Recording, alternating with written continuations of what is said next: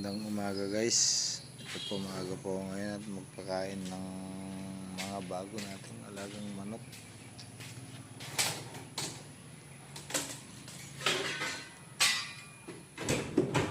May nahirit po tayong manok sa kaibigan nating, kapatid nating Muslim na may pwesto sa palengke. Nakakuan po sa kanya, lampas sisiw na po. 2 months, 3 months na po itong sisiw. 2 months po at kailangan pa natin pakainin. Katrio na holo. Holo ba tawag nila ron sa manok ng Muslim, mga kapatid nating Muslim.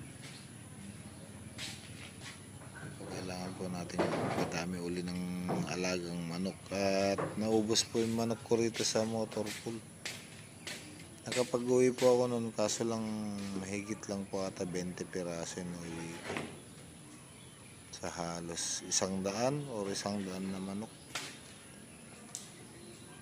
Kailangan po natin parami uli habang nandito tayo sa motor pool.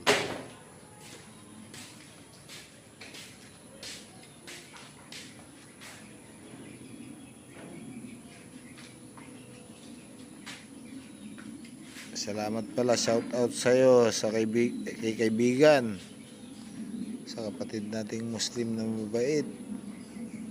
Shout out sa'yo. Hinahaluan ko po ng tubig yung pagkain nila at masyadong dry. Ayan po, nilagyan ko ng tubig.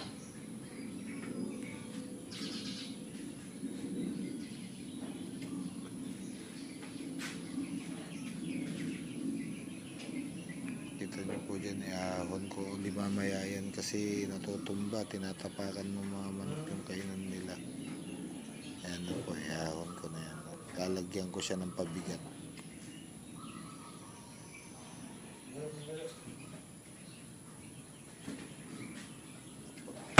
Lalagyan ko siya ng pabigat na ano yan, 3/4 po na plywood sa ilalim ng kainan nila para hindi po siya tumaob.